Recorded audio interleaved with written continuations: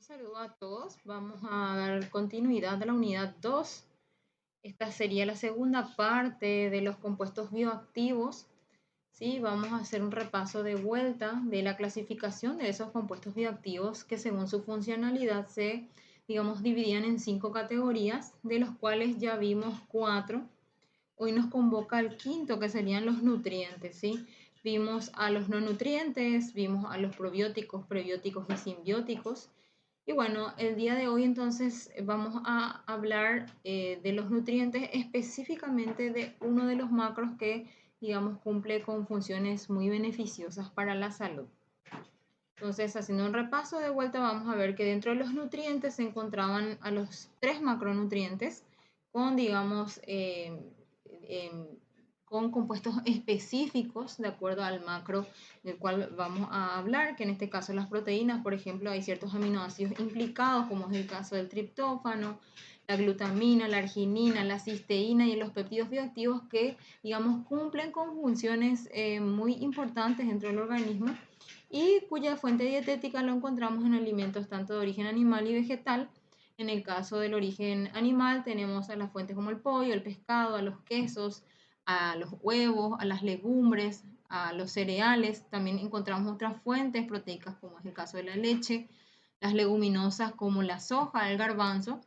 ¿Sí? Entonces también a los polisacáridos y oligosacáridos que también se encuentran estos dentro de los prebióticos, dentro de los cuales encontramos de vuelta la fibra dietética y fibra soluble, como es el caso de las leguminosas, a las hortalizas, las frutas y como les mencioné primero a los alimentos prebióticos. Entonces, dependiendo un poco de la clasificación, también ciertos alimentos se van a encontrar dentro del grupo de nutrientes, así como también dentro de esa clasificación según la función como prebióticos.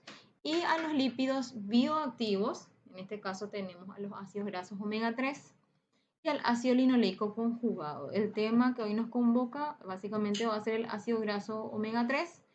Entre las fuentes encontramos a los pescados de mar, a las nueces, a la semilla de chía, al sésamo. Claro que cuya biodisponibilidad va, a ser distinta. ¿Por qué? Porque están las fuentes de omega 3 tanto de origen animal como de origen vegetal. También dentro, las fuentes del ácido linoleico conjugado, más comúnmente llamado CLA, lo encontramos en la carne de res y también en productos lácteos. ¿Sí? Entonces vamos a volver un poco a insistir en la concepción o en el concepto de lo que implica un alimento funcional y según el ILSI, este ente establece que un alimento puede ser considerado funcional si se ha demostrado de manera satisfactoria que posee un efecto beneficioso sobre una o varias funciones específicas en el organismo, más allá de los efectos nutricionales habituales de un plan que estemos siguiendo, siendo esto de mucha relevancia para la mejoría de la salud y el bienestar o el riesgo de enfermar. Entonces, podemos decir, en líneas generales, que un alimento funcional es aquel que más allá de los efectos nutricionales habituales también tiene un efecto beneficioso para la salud. También es importante recalcar que los alimentos funcionales han de seguir siendo un alimento, por lo que no se consumirán en forma de píldoras, cápsulas y polvos. O sea, aquello que no encontramos, aquellos alimentos que no encontramos, en forma sintética, ¿sí? Como es en el caso de las píldoras y cápsulas o polvos, no son considerados eh, como alimentos funcionales, sino que está en la categoría de, otras definiciones que vamos a ver, ¿sí? Entonces, tener en cuenta que los alimentos funcionales deben demostrar sus resultados en cantidades que puedan ser normalmente consumidas en la dieta, por lo que tendrían que formar parte de un patrón normal de la alimentación. O sea, no se refiere a cantidades grandes, sino a cantidades habituales dentro de un plan de alimentación. Y que lo importante en cualquiera de los casos es que el alimento posea un efecto beneficioso definido sobre una función o varias funciones orgánicas. Entonces, para volver a rememorar, los alimentos funcionales llamados de esta manera deben seguir siendo alimentos. No deben presentarse en otra presentación, valga la redundancia, como en el caso de las píldoras o cápsulas o polvos porque allí dejan de ser alimentos funcionales, sino que más bien tienen otro tipo de denominación.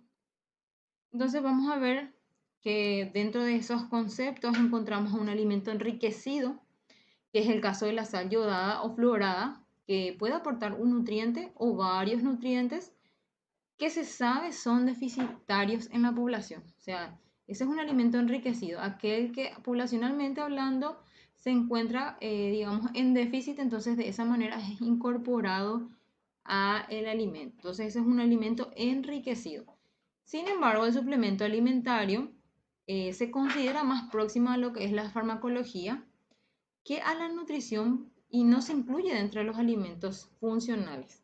También se debe considerar que estos productos se venden en muchas ocasiones fuera de las farmacias, con lo que adquieren una categoría intermedia, no siendo reconocidos como medicamentos. Entonces, los suplementos alimentarios no están, digamos, dentro de la línea otra vez de lo que es un alimento funcional, ni tampoco un medicamento, sino, digamos, en un producto intermedio entre ambos. No es un alimento funcional, ni tampoco es reconocido como un medicamento. Importante mencionar que el alimento funcional va a seguir siendo alimento siempre.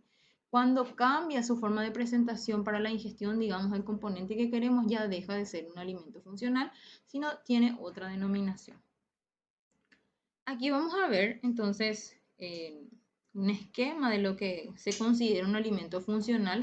Vamos a ver arriba en la pirámide, ¿verdad? Le llamaría yo pirámide porque está en la cúspide, la parte de lo que es un alimento natural, donde nutrir, digamos, es la función primaria de ese alimento.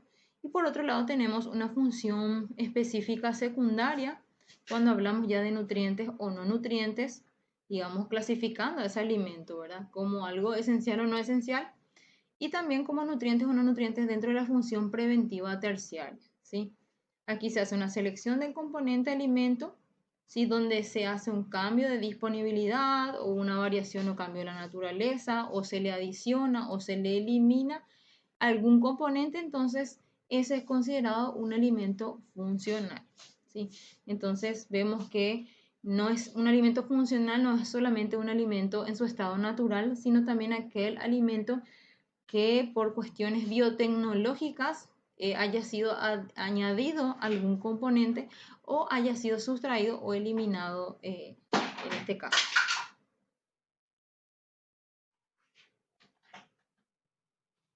Bueno, vamos a ver entonces esos conceptos que hablamos anteriormente en detalle para poder hacer esas diferencias importantes dentro de lo que es un alimento funcional y lo que no es, ¿verdad?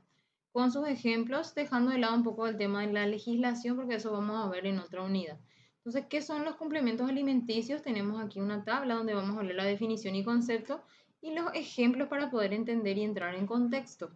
¿Qué son los complementos alimenticios? Estos son productos comercializados en calidad de alimentos que contienen fuentes concentradas de nutrientes o de otras sustancias que posean un efecto natural o fisiológico en forma simple o también combinada, comercializados en forma dosificada, es decir, en cápsulas, esto puede ser en pastillas, en tabletas, puede ser en forma de píldoras y otras formas similares como el caso de los líquidos, polvos, y que se encuentran con la finalidad de complementar de tales nutrientes en la dieta normal. Ahora, ¿cuáles son los ejemplos de esos complementos alimentarios o alimenticios? Aquí tenemos al grupo de las vitaminas, de los minerales, de los aminoácidos y ácidos grasos esenciales, ¿sí? Esto lo podemos encontrar en forma también de complementos, ¿sí? Pero no por eso se los denomina ya alimentos funcionales. Ahora, todo lo que esté incluido dentro de la presentación de un alimento, sí lo consideramos entonces.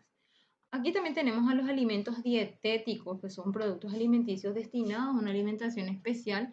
Y aquí tenemos que son aquellos productos que debido a su composición especial o proceso de manufacturación, ¿sí? Son perfectamente distinguibles de productos para el consumo normal y que son convenientes para los propósitos nutricionales alegados, que también se comercializan para tal conveniencia, dirigiéndose a personas cuyos procesos digestivos o de metabolismo están afectados o a las personas que se hallan en una condición fisiológica especial. O sea que este tipo de productos es diseñado específicamente para una determinada patología, para un determinado caso, ¿sí? Donde se encuentran los procesos tanto digestivos como metabólicos afectados. ¿Quiénes se encuentran dentro de estos ejemplos? Tenemos a alimentos elaborados a base de cereales y alimentos infantiles, por ejemplo, en el caso de lactantes y niños de corta edad.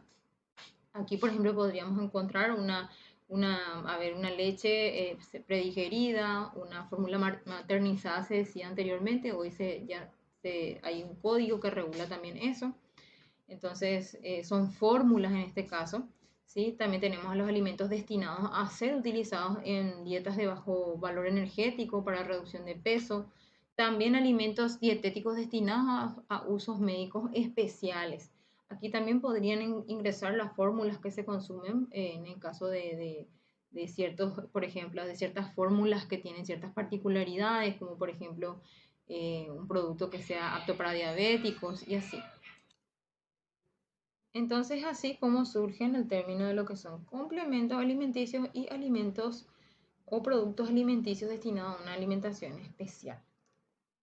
Vamos a seguir entonces con otras concepciones o otros conceptos en relación a, digamos, ciertos términos que tenemos que ir manejando.